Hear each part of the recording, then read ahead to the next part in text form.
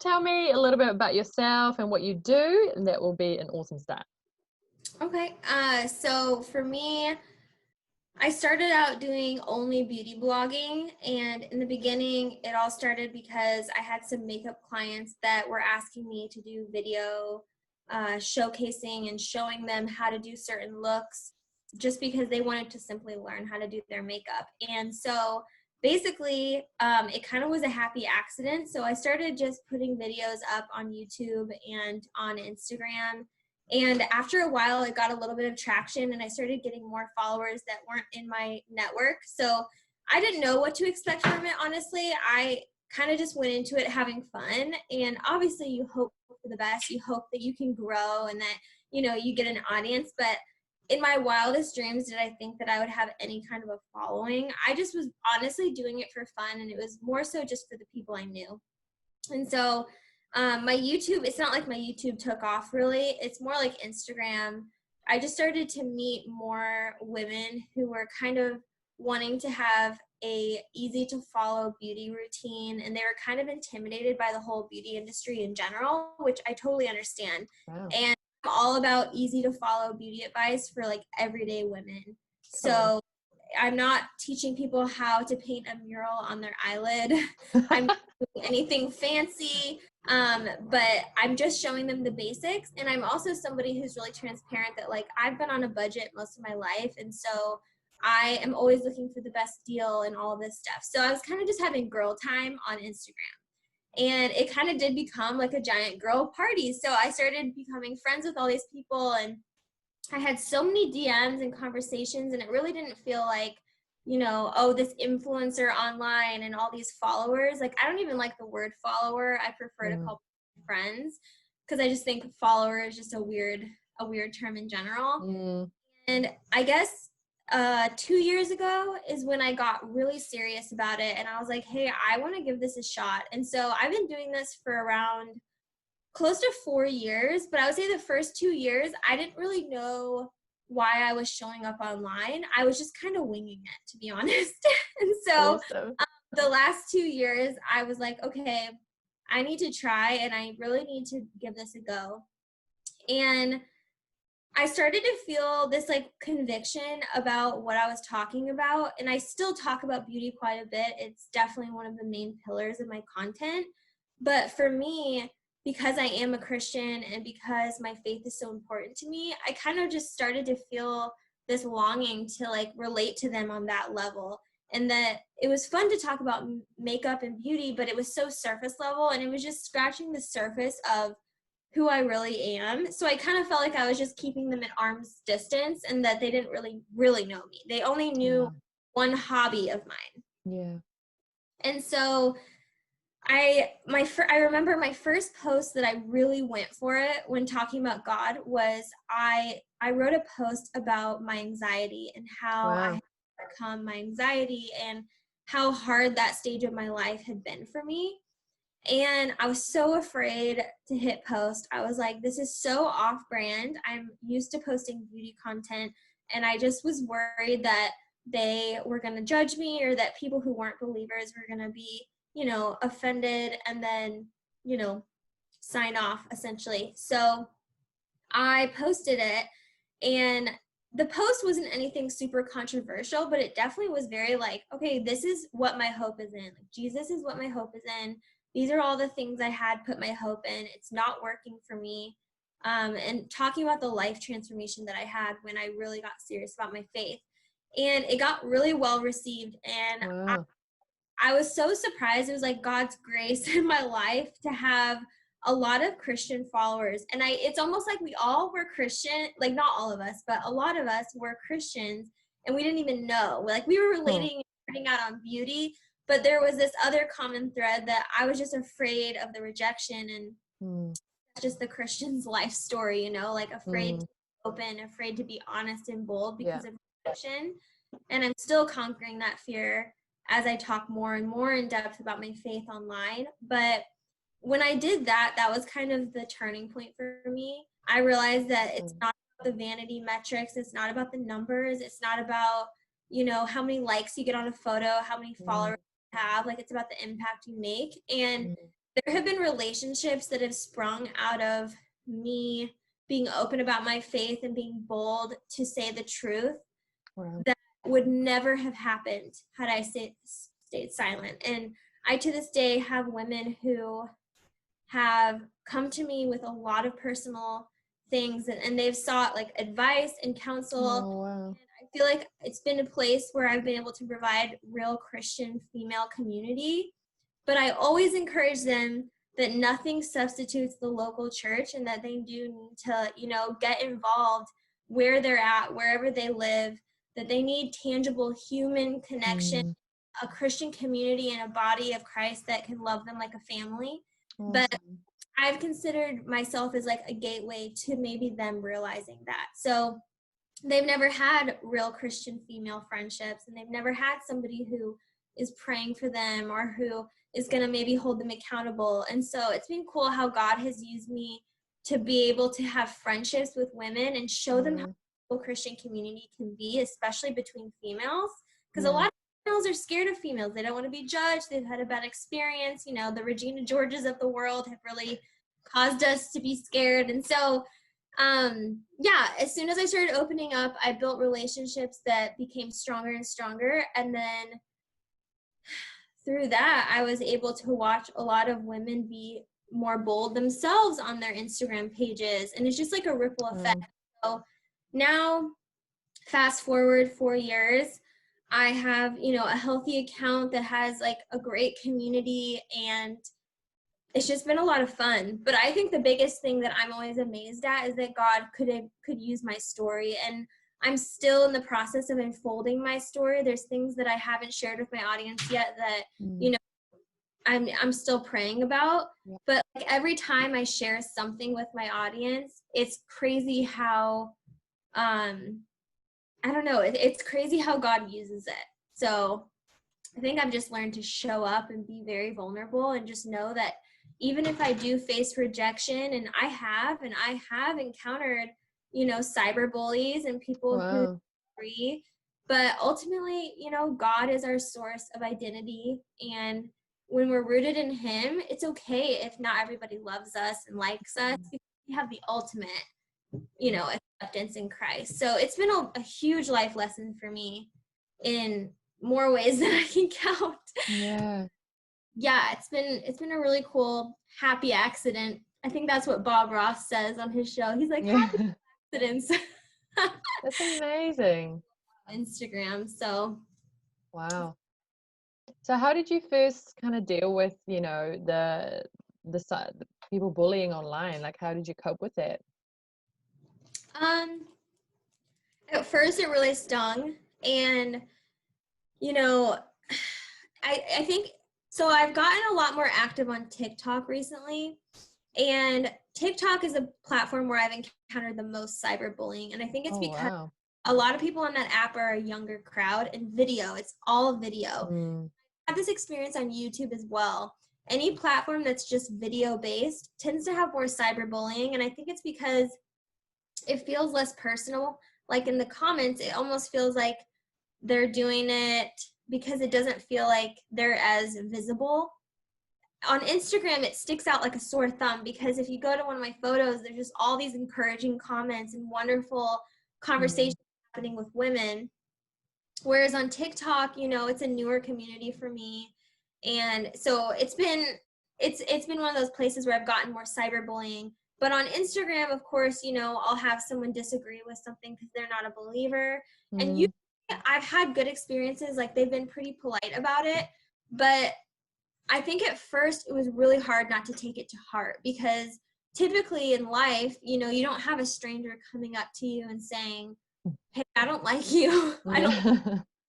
It's like, we've had people in our lives that are difficult, or sure, we've had a bully at school maybe when we were younger, but it is weird to have a keyboard warrior just kind of like coming at you, and they know that they're untouchable. And I have had a couple of DMs regarding my relationship with my husband, and we're in a biracial relationship, and it's just crazy to me how people can talk about certain subjects that you would think would be off limits. But just so I've encountered all the spectrum of bullying. But I feel like I'm really fortunate. I haven't experienced it the way a lot of these huge influencers have, Mm. because I can't even imagine. I can't imagine. So, People can be crazy, can't they? yeah. But, it's like, I think as Christians, it's like human behavior shouldn't even surprise us because, Yeah. it's like, it's sinful nature. And for me, it's helped me look at my own life and like how I criticize people on television and how I can be that way towards celebrities, maybe, like we judge celebrities Mm. so harshly and Yeah. talk about them with our friends because it doesn't feel tangible. I kind of feel like because people are behind their keyboards and they're not with someone, it feels almost like they couldn't possibly hurt you because they don't Mm. understand that you're a real person and that you read the comments. Yeah. So that's kind of been a wake-up call for me of just realizing that people don't understand the impact of their words. When it's online, it feels Mm. safer for them to be mean. So, Yeah. Hiding behind masks, eh? oh, for sure. It's Mm. a really crazy culture. But I mean, 9 times out of 10, probably 99% of the time, honestly, everyone is so kind. And I've had the best experience online. Like, I swear, I always tell the girls who follow me, like, I feel like I found the best group of girls. Like, I can't Oh. that you guys, like, that we got to find each other on this corner of the internet. So, I think I'm so grateful for just the community that I've built and that I've found and that God's blessed me with, that those things, it's like, it can't rain on your parade too much. Yeah. So, Absolutely. That's so awesome. I love that. I love women empowering each other and getting together, yeah. And So I'm encouraging. I just imagine if I were to show like my followers any of the comments, I wouldn't, because I feel like they would be like, ah. Yeah. Oh, no, you didn't. Yeah, seriously. But yeah, I agree. It's awesome when you can learn how to encourage your friends, and it's I think that's something that I love that's happening right now, is that there are so many women who are really realizing the value of supporting each other, that it doesn't always have to be a competition. It doesn't Mm. need to be this culture where, it's rise to the top, climb no matter who you climb on. I have gotten some of the best collaborations in my blogging career because of other women who I've met along the way, and all of us helping each other and like bridging the gap and helping with, oh, so and so, oh, well, I know this person, and we're connecting the dots with each other. So any blogger who goes into it wanting to be an island and not collaborate and not lift up other women is going to have a really hard time. Mm. It's all about collaboration, and I love I'm that. involved in the local San Diego blogging community. Mm-hmm. We have some amazing bloggers out here. I mean, San Diego has I'm biased, but I just really like the San Diego blogging community. And so when you get involved in your niche community, wherever you live, it just helps because then you have events and face-to-face contact where it doesn't feel like you're on a screen all the time. That's when I started to really fall in love with it, because I've made lifelong friends in Oh, wow. San Diego because of blogging too. So, Wow. So how did you get into that? How did you meet the other people? Did you just search it on Facebook or? so I was invited to, it's so funny. I remember this Ann Taylor Loft event, which is so funny. It's like really random. It was at the mall, and it was this event where they were having some local bloggers come and help people who come into the store. We were styling people who would come into their store. So it was like this event they held where like the local San Diego bloggers are going to like help style you when you come in. And it was like we were helping people shop, and it was like an Instagram takeover, and it was just a cute little event.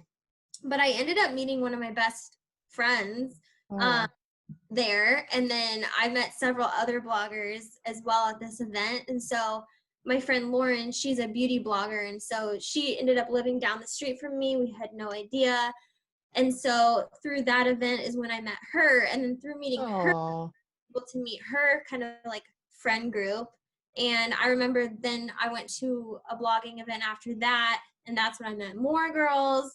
And so it was just a chain reaction of going to my first local event, and then from there everyone I mean, for the most part, was super open and wanted to make friends. And we all nerd out on the same stuff. So it's kind of Yeah. easy to hang out. And then I also have a lot of friends that aren't bloggers. I mean, a ton of my Christian girlfriends that I've met were through church, or different, friend of a friend kind of thing.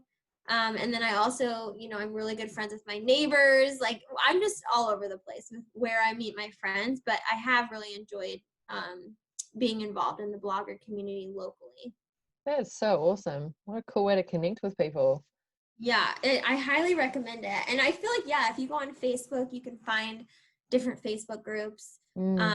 I just happened to go to my first one and just met really awesome people. So, Oh, that's so great. So what would you yeah. say to someone, as a probably towards more Christian based business people? How would you say, how can you balance that starting up in a healthy way and trying not to get caught up too much with trying to Mhm. start a business while still trying to balance it with your faith? Well, I'll let you know when I find out. No, I'm just kidding. I think that's been a hot topic in my life, honestly, because just to be transparent, I think that I had an imbalance of how much I was working for a long time. And it's hard because when you're really passionate about something, it doesn't feel like work. So it's easy to not Yeah. realize become like a workaholic about something. And I think Mm. hard work is awesome, and God calls us to be hard workers, and it's honorable to have a good work ethic. But for me, I've really had to learn how to balance my role as a wife and my role as a local member of a church, Mm. and my role as a friend, and I also have a full-time job. And so for me, I've had to really learn how to balance so many different things at the same Yeah. time. And there have been seasons where I've done it well, and I've been able to work at it at a pace that makes sense and is healthy. But there have been seasons where I have worked into the wee hours of the night. I've sacrificed, time with family and friends. That it's a gray area, because sometimes you're like, well, you just need to get it done. And then other times, Mm. I think that it can easily become an obsession, because you are building your own business, and you Mm. really get what you put into it. So sometimes it feels kind of weighty on your shoulders. And I've learned to work smarter and not harder. I think in the beginning, there was a lot of things like editing videos that would take me a lot Mm. longer. And I've learned apps and software that has helped me do my design and my filming and all of this stuff that really does take forever. People don't realize how much work people have to put in behind the scenes. Mm. Anything Yeah. look halfway decent. And so I'm still learning how to have balance, but I would say that letting people into your life who are allowed to tell you that you need to slow down. Like Mm. my husband and my girlfriends and the people around me, like my mom and my community, my family, Yeah. they have confronted me at certain times saying, hey, you're like really excited about this, but maybe you should slow down, because you need to make sure you're taking time to obviously have a healthy spiritual life, Mm. and rest is really important. So I'm finally entering into a season where I don't do it perfectly by any means, but I'm realizing the value of rest in a Mm. balanced work-life situation. So I think when people go into it, you're going to feel the tendency to work all the time. And I think that's normal. When you're passionate about something, you just can't stop. But you have to, I think, prioritize the things that are easy to shove into the corner, like your devotion, um, Mm.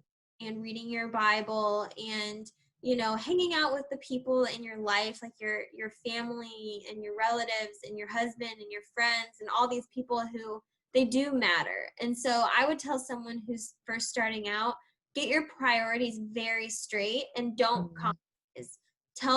I would write down a list. If I could go back in time, I would have said, these are the things I will never not go to. These are the things that I will not sacrifice for this, because I think it's important to know and have boundaries.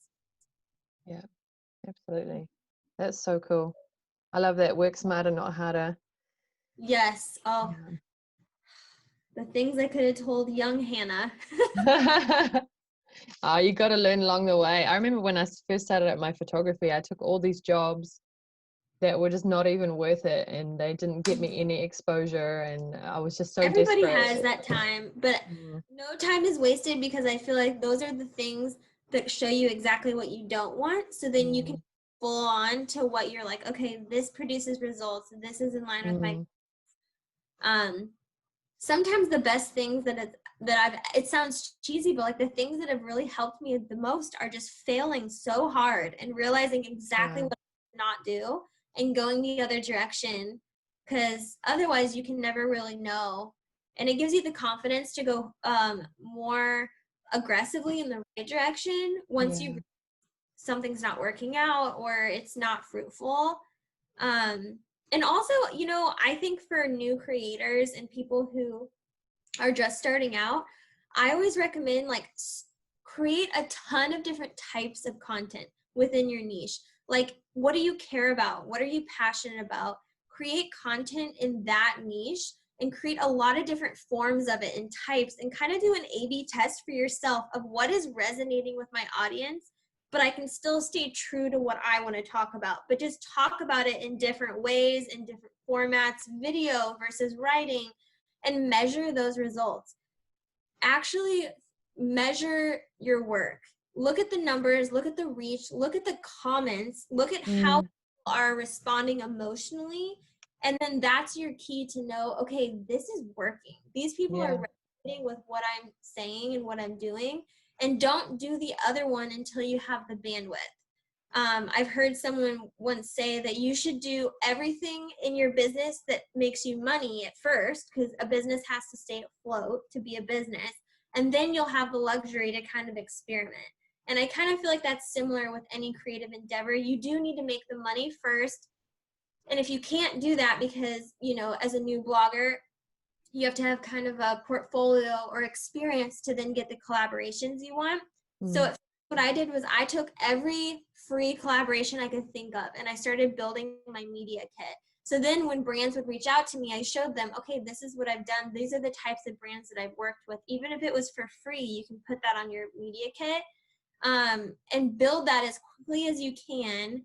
But in the meantime, don't be afraid of posting something that might tank and get 0 likes. Like, that's everybody's fear, I'm yeah. gonna post on Instagram and it's gonna tank and it's gonna be crickets and I'm gonna be so embarrassed. Just do it anyways. If I could have done anything differently in the beginning, I would have just thrown up all of this content that I thought might be a dud. Wow.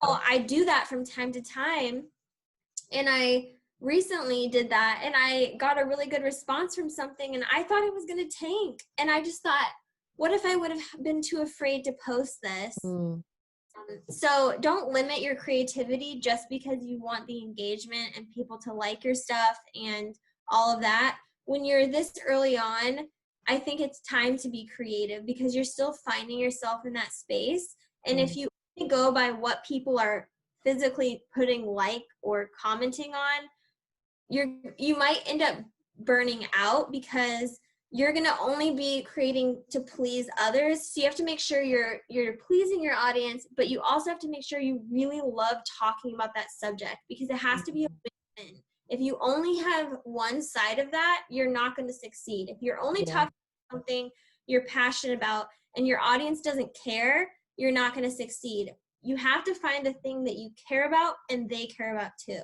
Mm, And like the secret sauce. So, and mm. I'm still figuring that out, honestly. Yeah, there's millions of people in the world, isn't there? You're trying to all connect with them. Yeah, and also don't try to talk to everyone.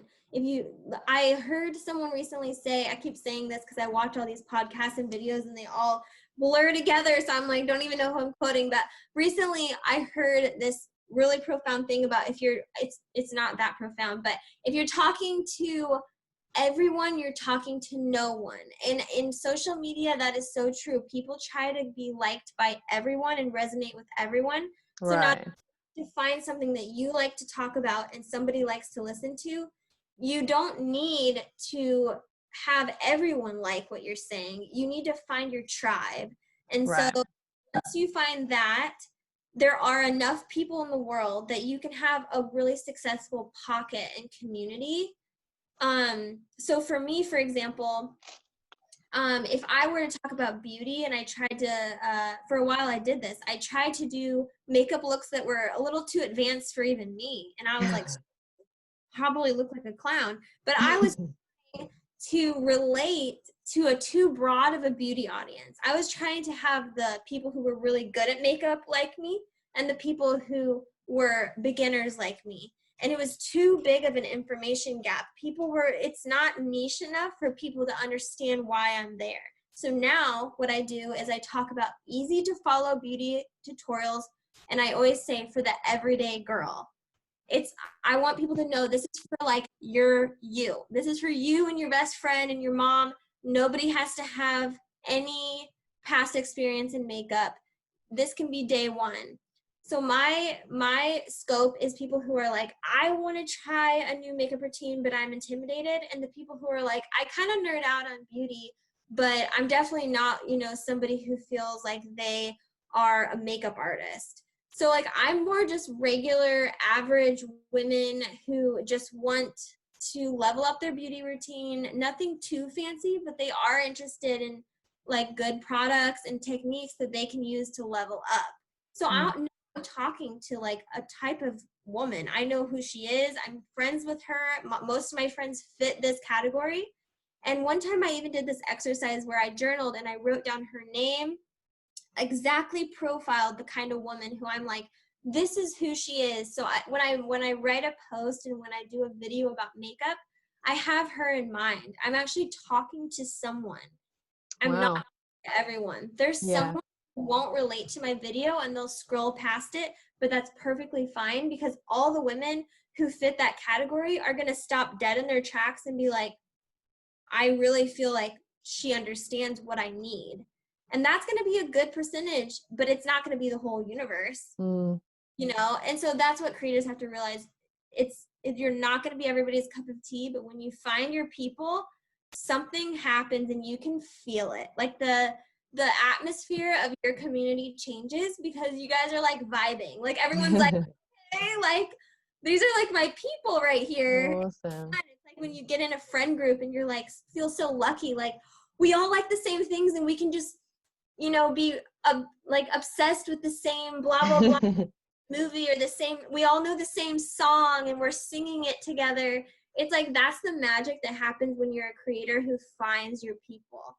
And so I'm still in the process of building my tribe, and it's not a huge tribe, but it's a really strong one. And I feel like there's so many women who are the same demographic, the same, going through similar life stages, not all the same, but can all relate to each other. And that's why it started to feel that way. It is interesting when you mentioned, like being vulnerable and transparent too. I often look for people like that because if there's too much things or too many things that are looking too perfect for a long time, you're thinking, well, they're not actually showing me who they are. And when you talked about, I think it was one of your Instagram posts, and it was something like you really struggled with, and I was like, wow, that's actually an awesome thing to admit, and it made you feel less like you wanted to compete, and that was really cool. Good. Yeah, I think just taking the competition out of it, like leading vulnerability. I think it's,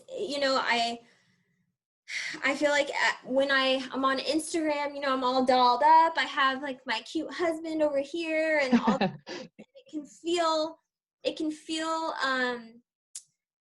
curated and very aesthetic. And one thing that I really have never wanted was to feel untouchable, to feel like somebody who a woman would come on my feed and be like, man, I don't feel so good on here. I feel like she's making her life look really flawless.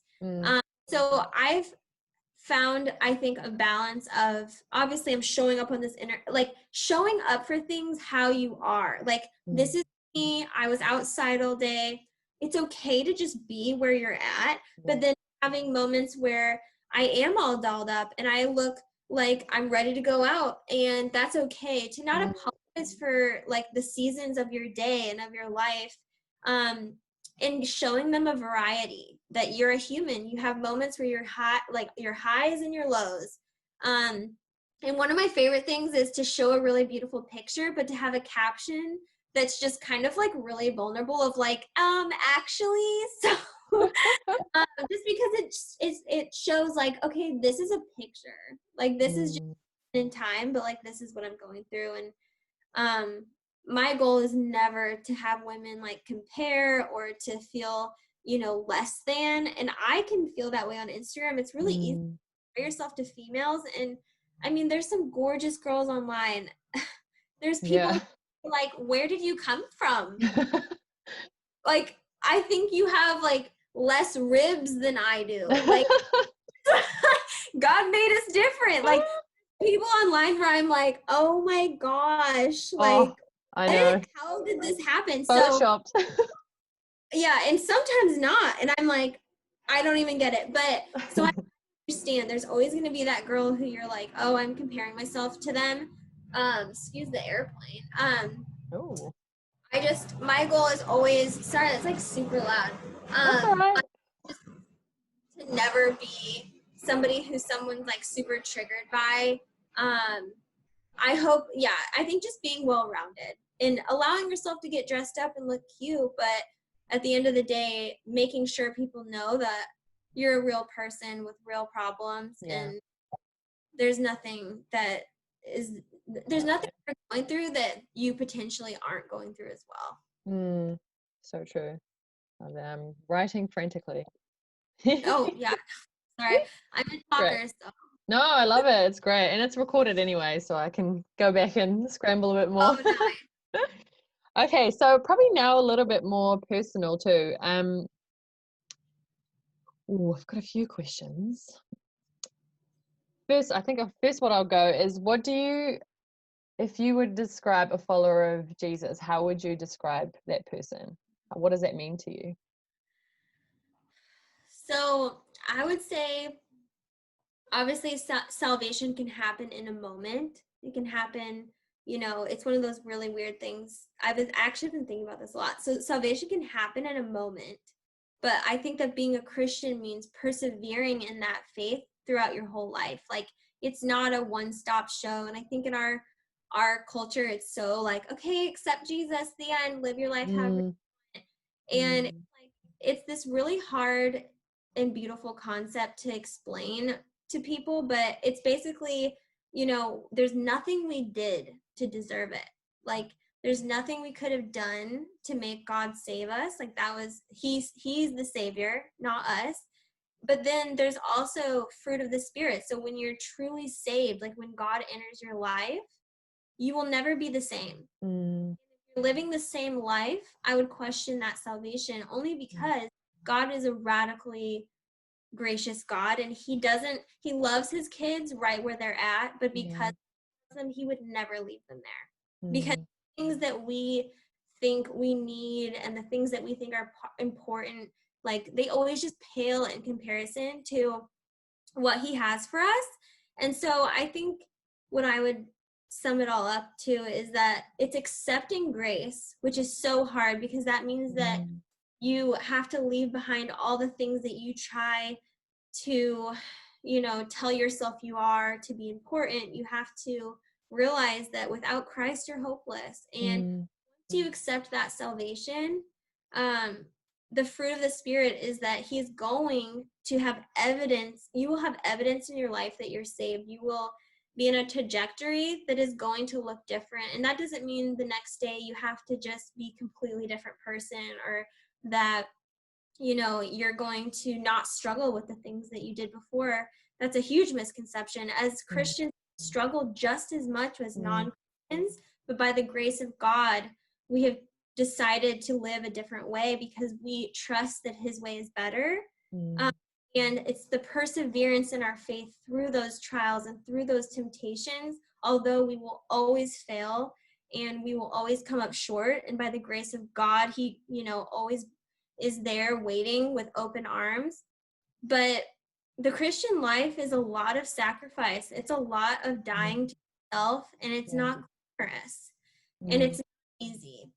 mm, And there's a lot of Christianese hallmark sayings out there that make people feel like Martians because their faith doesn't come easy to them. And I'm mm, who to this day wrestles with a lot of things about, you know, my faith and wanting certain things. My flesh and my faith, you know, they battle for sure. But all I know is that I've tried to do it the other way. I've tried to not be a Christian, and I'm miserable that way. It's not worth it. And so for me, I always come back to the truth of the gospel, and that, you know, apart from Christ, I would just be completely hopeless. And I have lived life, and I know what it's like. And yeah, I would never choose to not be a Christian.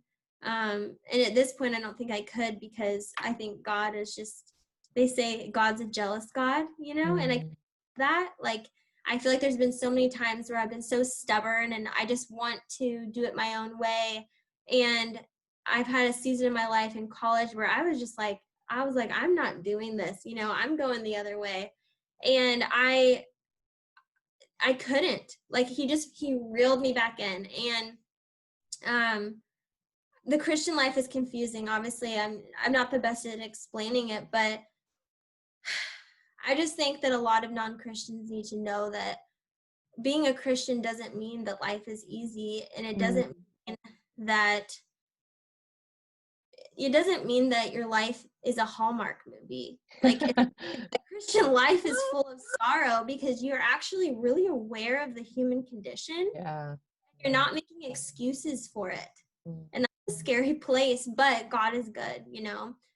And so I think that there's a lot of things online that can be really destructive for the Christian faith. And one thing for me is just being really bold and letting people know that, you know, admitting sin and admitting that, you know, you need a savior is a very important piece of the gospel that we can't down. And that, you know, it's either going to be as sweet as perfume to someone, or it's going to be sour. And we aren't the ones that have to worry about that reaction. But our job is to be, you know, potent for the gospel, to say it the way it is, and trust that God is the one who saves people. We don't. You know, we get to be the missional person. We get to say the message, and just trust that God is going to be good and sovereign, and that he's going to be the one to save. You know, we don't have to have all the right things to say. We don't have to be eloquent. And the best we can do is, like, stay in the word and try our best to proclaim the gospel in a biblically faithful way. And if we do, the rest is it's all his work. Like, he just lets us into that. Because when I first started writing about my faith, I used to be so nervous, like, what if I say something wrong, or, you know, what if this, what if that? And at the end of the day, like, my mom always reminds me, she's like, God saves people, not Hannah. And I'm like, yes, because it's easy to forget. Yeah, that's so true. So can you tell me a little bit about how you came to know God and that journey for you? Yeah, so I grew up in a Christian home, and so my parents are both believers, and so is my sister. And we grew up in church. And so I was lucky enough to have a really good foundation, because they did, you know, talk to us about the Bible. They talked to us about the Bible and all of that stuff. And so I really think that I had all the head knowledge, but something wasn't really connecting for me when it came to my actual salvation. Like, I didn't feel like I needed God. I felt like God was just kind of a nice concept. And so in college, I ended up, you know, making all kinds of decisions that were not in line with Christianity. And I really fell away. And I dated people that didn't know Christ. And that definitely put a damper on my relationship with Christ, because I was so distracted, and that comes with more temptations. And so partying, and I, you know, was dating guys that weren't for me. And eventually I just hit this point where my mom, I keep mentioning her, but and my friends, we call her God's secretary. Oh. She just was like, "You're miserable." She's like, "You're so," like, she just was calling me out on it, because she knew. I mean, always no. And I was. And so I ended up breaking up with a person who wasn't a Christian, who I was dating at the time. And, you know, I started to realize all the stuff that I was doing. And it took me a long time to get out of that lifestyle. It took me like a full, year or so. And I moved out here the summer after college. And even out here, it took me a while to get back to everything. It took a lot, me just casting off that lifestyle and choosing different friends and having to put up boundaries. And so basically I started going to a faithful gospel-centered church, and that's when I remember, it's like I've heard the gospel so many times and it's similar theology to what I grew up in. It's not anything different. It's just that when you hear the gospel and you know your need for God, all of a sudden it clicks.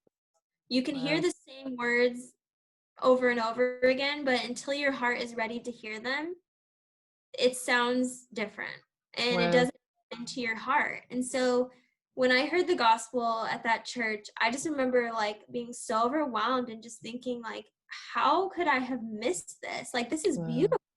Like, I actually have hope. I don't have to be depressed and I don't have to live this way. I don't have to come up with the answers on my own. Like, I actually have an answer.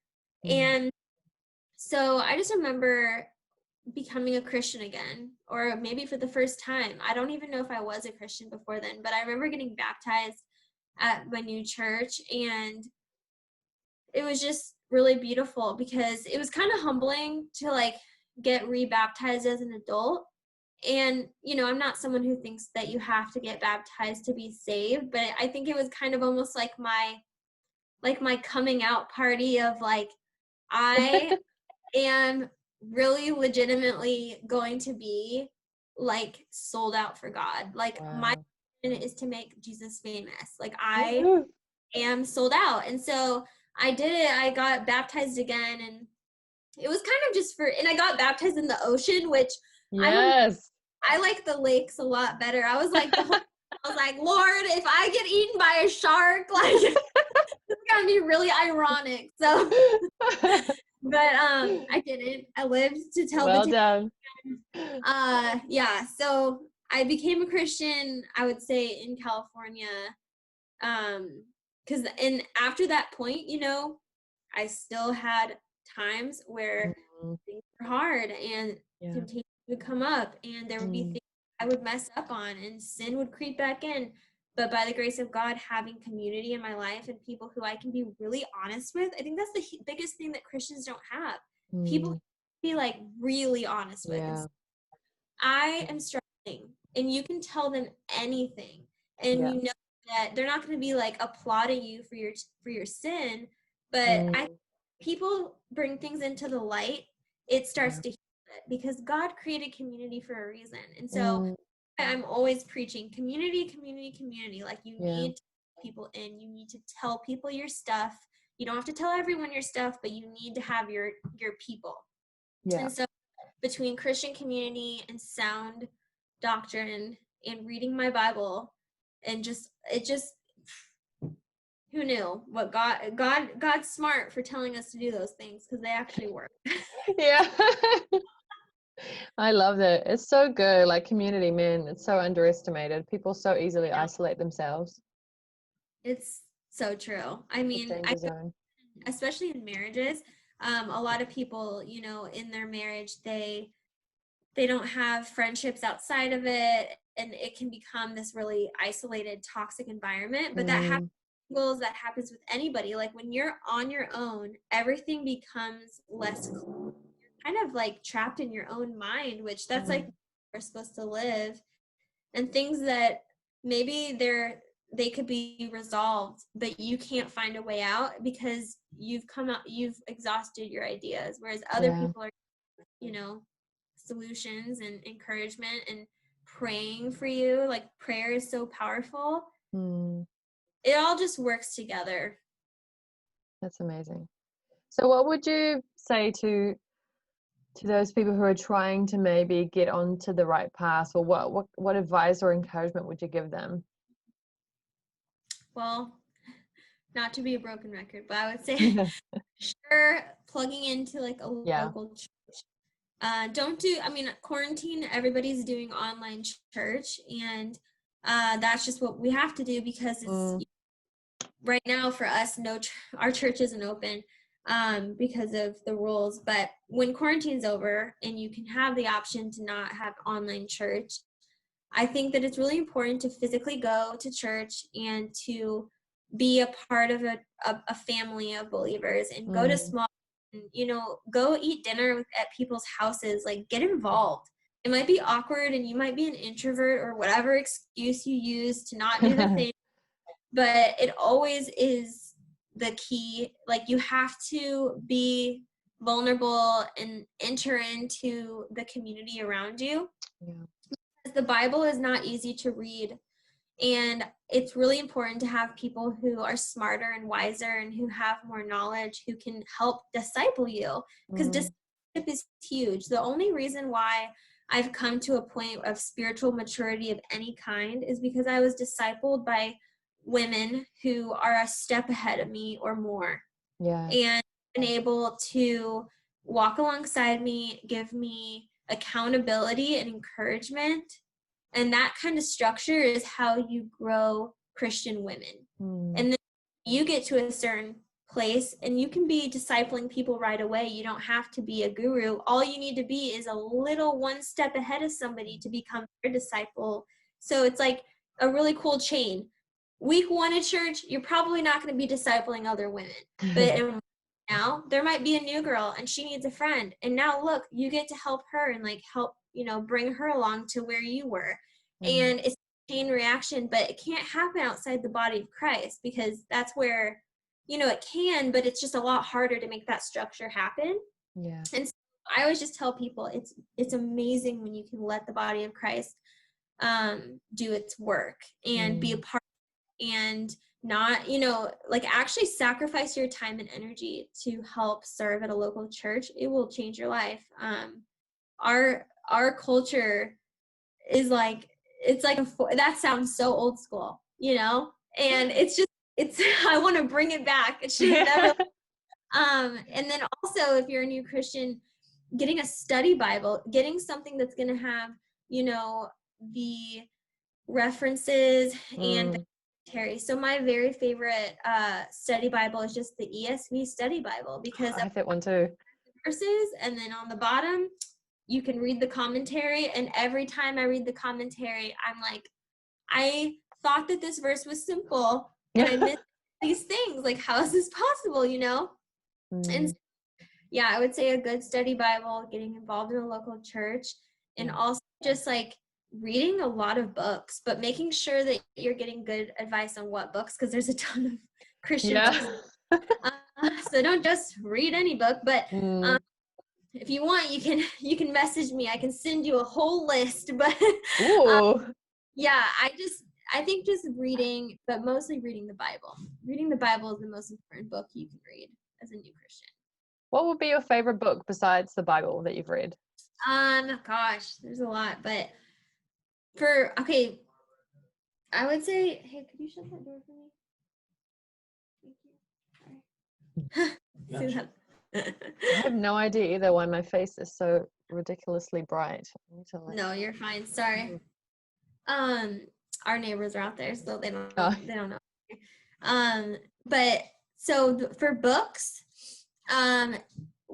okay, so there's one called Glory Hunger. I need to look up the author. Okay. Yeah, I'll write it down. Okay, Glory Hunger. Seasons of Waiting. I think it's Betsy Childs Howardsworth. For sure, it's called The Seasons of Waiting, though. I can get you the author. Cool. So, Glory Hunger, The Seasons of Waiting. Seasons of Waiting sounds really cliche and cheesy, but it is like, I don't know why she chose that title, because it's just Seasons of Waiting. You know what I mean? I'm like, sounds like every book ever. But it's like so good, I swear. And then the other one is who you are and why it matters.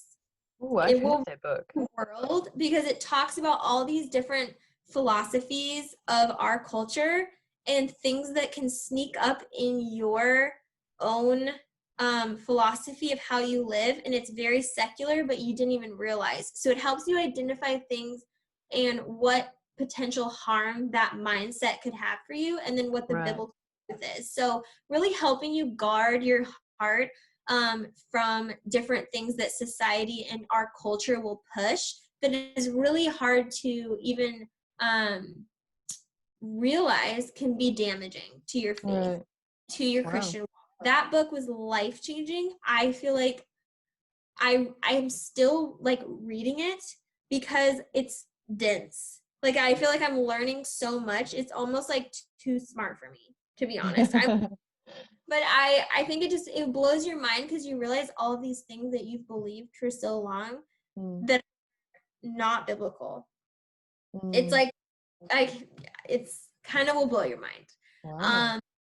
It's like I think it's definitely an advanced read. It's for someone who is like really looking to diagnose different areas of their life that maybe like, because I think when we have certain beliefs that are like in contrast to the Bible, it can cause us to have, depression and anxiety over things that we wouldn't if we weren't believing those cultural lies, if that makes sense. Yeah. So this book is like, it will blow your mind. And then, it's called The Meaning of Marriage, is really good. That's by Tim Keller. Oh, And then, good. yeah. And, what's the other one? There's also this book called The Excellent Wife, and I like it because it's like a workbook and it takes you through all kinds of things, but it really helps you visualize different things. Like she has drawings and different verses that she references, and you can like write in it and underline it, which I always enjoy those kind of books. But her book is like a really good read, and it was very, very convicting for me as a wife. But she does it in such a honest and transparent way because she's struggled with a lot of the truths that she's writing about. So she's not who's like telling you how to be a wife and she's so perfect and it's hard to relate. She has a good sense of humor, and I don't know, I really like her. So those are my books right now. Okay. Oh, that's awesome. I love it. And what's your favorite Bible verse, and how has it kind of helped you in your life? Oh gosh, I think it's a hard one. I think the simple okay, so I have this tattoo, Be Ooh, Still. yeah. Why can't I figure that out? I'm like having like a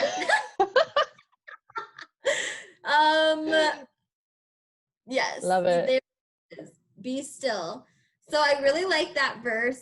Obviously several places in the Bible it's so common. But I like the whole just be still thing only because of my struggle with anxiety in the past and my tendency to be a workaholic and also my just restless heart at times. I like it because it's simple. That's why I got it tattooed on my right wrist because I see it a lot and I actually get it to be still. So, Oh, wow. That's awesome. yeah. I love I that. like that one. And then I don't even know, like, can I just say the entire book of Romans? Oh, That's so good. like, I don't know if I have a favorite Bible verse, but all I know is I keep coming back to Romans, and every time I'm just shocked by what I learn. Like, Romans blows my mind every time, and I don't know. That's probably my most read book of the Bible is Romans. It's the heart of the gospel, isn't it? Yeah, and I love it because it's just like me. It's very intense and just I love that. all of information. It's like, oh my gosh, yeah. Romans is like one of the juiciest, like Bible, not Bible verses, books of the Bible. Yeah, thank you. I just feel like every time I read it, I'm like mind blown. Yeah, so And then much I read depth the in there. commentary, and I'm like, oh, so I didn't understand anything that said apparently. And then I read the commentary. You can never stop learning, eh? Yeah, Oh my no, gosh. I cannot live without my Bible commentaries, but I do like to read it without the commentary first and then circle and underline and really my friend Amber taught me how to do like all these things where you like put a curly Q if you don't understand and then you Oh, circle a certain word and then later you read through the whole chapter and then you underline and then you put down different words if you need to like look up a vocabulary word, like anything like that. And then later you just study it and you go back to your notes to what you didn't understand. And that has really changed my Bible reading. wow. That's awesome. Yeah, because Oh, I'm trying to study it, not just like glimpse mm, over. You know? yeah, get into depth of it. So Yeah. was there like a moment for you where you overcame that anxiety, or was it more of a gradual process? Or did you really feel like a depth of moment? I would say it's definitely a gradual process and I'm still not completely over it. Like there's times where it will definitely flare up for me. Mm, But I got really bad anxiety in college and then I started to have pretty bad anxiety after college as well. And for a time I was on, anxiety medicine and that was for maybe like 5-ish years. And it was a low dose, but for me, I didn't like the way I felt on it and I felt really numb. And it was because I honestly don't think that I really was at a point where maybe medicine was the best choice. I'm not mm, against medicine. I think medicine for some people is the right choice because, you know, there are things that sometimes you just need a little help through. mm, For me, I think that was just a total band-aid and I didn't even pay attention to my lifestyle or anything I was doing. It was just like a quick fix. yeah. And so I ended up talking to a natural doctor and she helped me shave down my pills. And I got to a point where I was supplementing and then I was able to taper off. And now, for the last 3 years, I haven't been on any medication, pretty much of any kind. But Wow. it took a while to get to that point because I Yeah. tried to off of my pills by myself and I didn't realize that that was like a terrible idea. And so I went to my doctor and she helped me get off of it the safe way because what they won't tell you about the anxiety medicine is it can be really addicting. And it's Right. not addicted to it in the sense where you're freaking out if you don't have it. It's like you actually get really bad headaches if you aren't on it, just like really weird side effects. And so once I got off of the anxiety medicine, I started to really get in a routine of, trying to be in the word regularly and like exercising regularly, getting enough sleep. And I Mm, have seasons in my life where I don't do those things as faithfully as I should. And I can tell that my anxiety gets worse. So mm, for me, it's been having a routine and making sure that I am spending lots of time in prayer and in the word and yeah. in community. And if I'm doing those things, I'm healthy. But if I'm not, I can tell like when my anxiety spikes. And it's usually because Mm, I'm neglecting just like the core things that work for me. yeah. Totally. That's awesome. And this is probably the last big question, and then I'll ask you some more just general questions. So, if you look back at your life, I don't know how many years, how would you say the grace of God has changed your life? Hmm. Um, I would say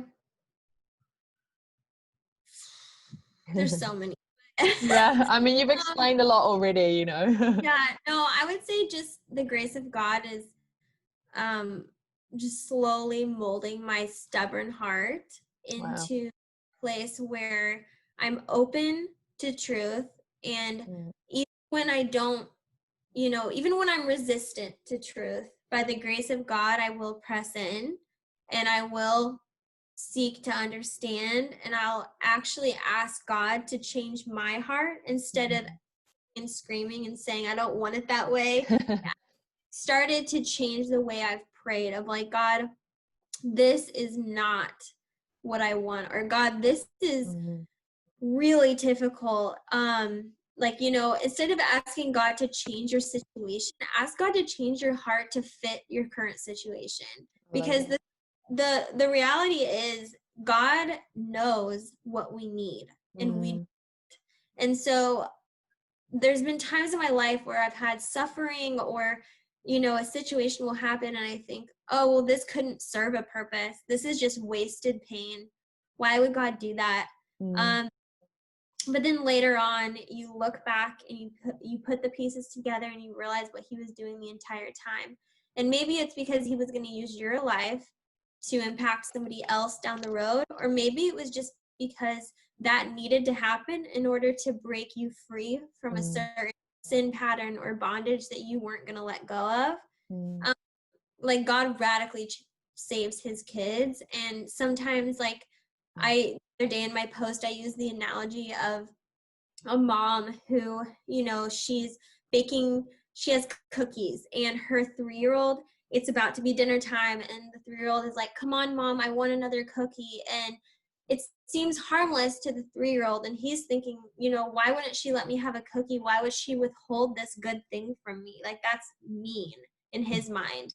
Whereas the mom knows that dinner is coming, it's just around the corner, and also knows that something so seemingly innocent like another cookie could cause a stomach ache and could cause him to get sick because he's having cookies. And I think for us in God, it can be kind of like the 3-year-old. Like we tend to kick and scream and say, God, why? Like, why can't you make me this way? Or why can't you give me this spouse? Or why can't you give me this job? Or why can't you make my business thrive? Why can't you just do it, Lord? And then, years down the line, or maybe even a week down the line, like, it doesn't have to become clear.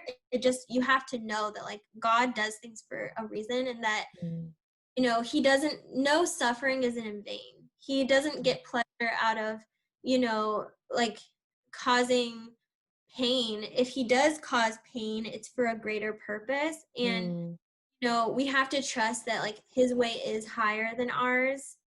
And so I think by the grace of God, I've just gotten to this point where I'm like, okay, Lord, this makes no sense to me, but I'm just going to trust you right now. And I used to never be able to do that. I used to be extremely anxious and worried and fearful. And now I think I've come to a place where I've surrendered a lot of that. And it's only by God's grace, for sure. That's amazing. I love that. It's so cool to hear. It's so cool. Like, you're so far away, but it's like, as Christians, you can just connect on such a different level. I know. Seriously. It's so cool.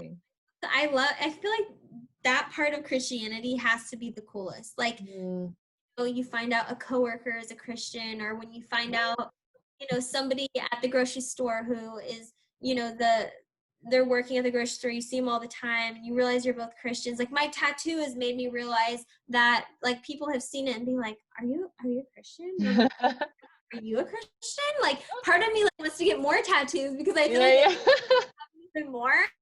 But I think that's like the funnest part is just, like, kind of in a way you're like, oh, I didn't know you were my relative, essentially. Like to have sisters and brothers in Christ, it's pretty radical.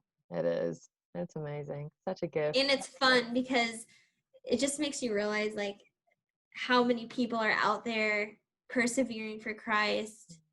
Like, it is mind-blowing to think of, like, how many people you probably don't even realize are Christians in our community, and how you're all just, like, alongside each other, like, dedicated to the same cause.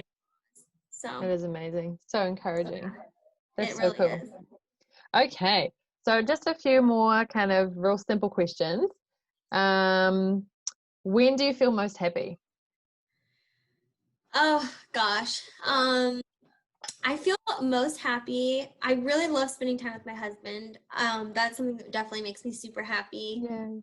It's extremely goofy together. Oh my gosh. We are so weird. So I just like laughing and hanging out with him. And then I also really enjoy, honestly, like this. I enjoy hanging out with girlfriends and just having a heart to heart and talking about life and catching up and crying and laughing, and just, I love being a human with my friends, Yeah, so true.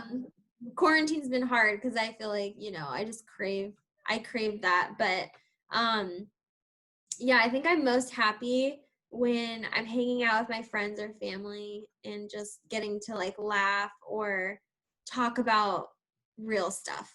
Cool. I love that. So true. And Also dogs. If I see a dog, I'm just like immediately in a good mood. So cool. I'll note that down. yeah. Yeah, who doesn't love dogs, eh? For sure. And what do you like to do most in your free time?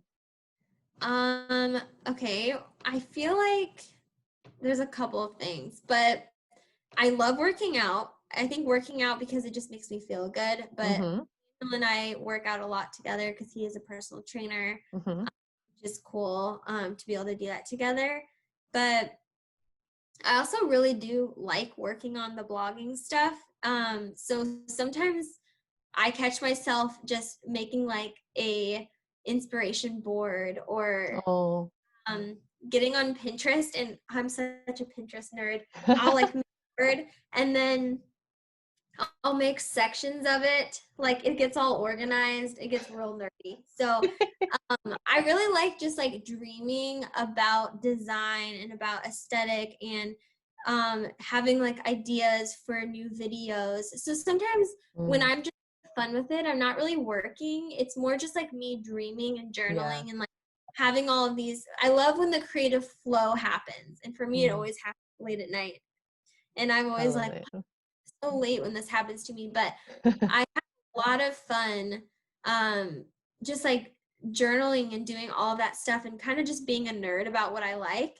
And then I love being outside. I love being outside. I'm not the biggest camper, so I can't take credit to be like, oh, I'm just such like a granola girl, like get my super like my get my tent it's in the back. No, I'm more of like a glamping kind of girl, but I like to be outside and I Mm-hmm. really like I love sunshine. I love being outdoors and I love animals.